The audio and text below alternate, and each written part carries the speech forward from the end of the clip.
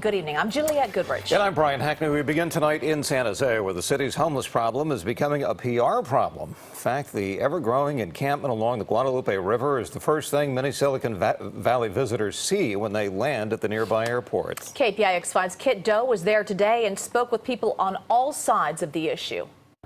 It's been a while since we've checked in with the homeless encampments along the Guadalupe River trail, and the situation is as desperate as ever. It's supposed to be a scenic ride from downtown San Jose to the Bay waters, but these days the Guadalupe River trail is an 11-mile stretch of human misery and suffering.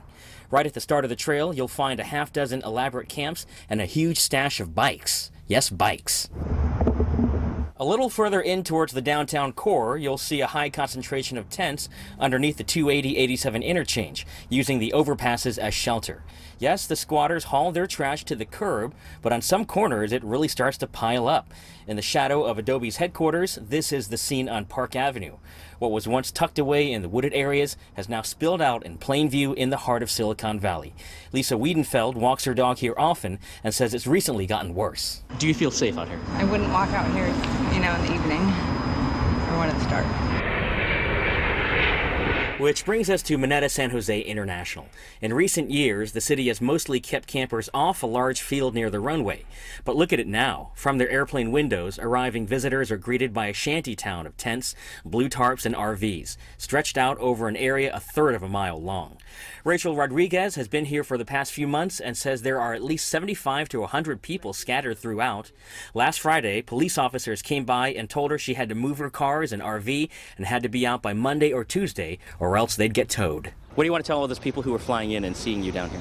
Well, we're not doing nothing wrong. I mean, what business is? I mean, we're not bothering them. We're not doing anything to, don't upset them.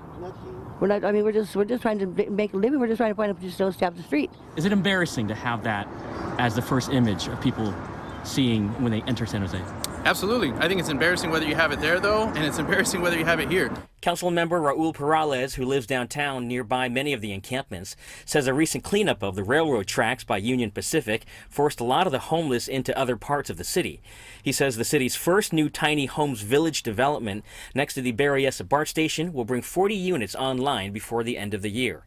The city planned to have one in every district, but it was scrapped after neighbors fought back. We don't have enough of the political will, and we definitely don't have enough of the community support to be able to do this, and we absolutely need to find a way to get this done faster, to get out to our communities, to get them to understand that this problem's not going away.